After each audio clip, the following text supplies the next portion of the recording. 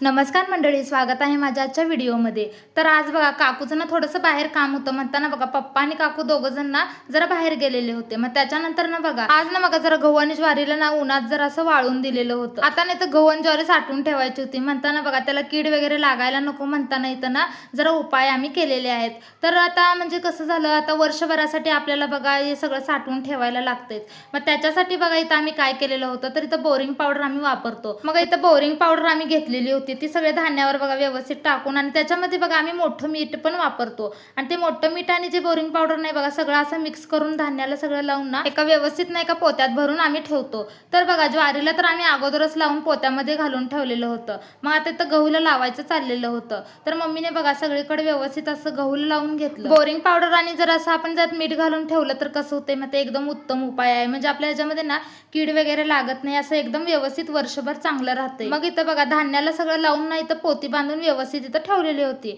आणि बघा आज तर ना ऊन भरपूर असं पडलेलं होतं। मग त्यात म्हटलीत मुलं बघा इथं त्यांना खूप गरम होत होतं, म्हणताना इथं मुलं म्हणाले आईस्क्रीम खायचं आहे। मग त्यांना इथं बघा मँगो फ्लेवरचं इथं आईस्क्रीम आणलेलं होतं। मग मुलं ना इथं बघा आईस्क्रीम खात होती। मग त्याचबरोबर आमच्या दोन आज्यांना पण आणून दिलेलं होतं। एक आमची पप्पाची मम्मी आहे आणि एक मम्मीची मम्मी आहे, या दोघी पण बघा बसून इथं आईस्क्रीम खात होत्या। तर आज बघा मम्मीने आज छकुल्या बनवलेल्या होत्या, तर आम्ही ह्याला छकुल्याच म्हणतो, पण तुम्ही नक्की काय म्हणता ह्याला कमेंट करून सांगा। तर बघा मुलांना हे गोड आवडतात म्हणताना इथं गोड आम्ही छकुल्या बनवलेल्या होत्या।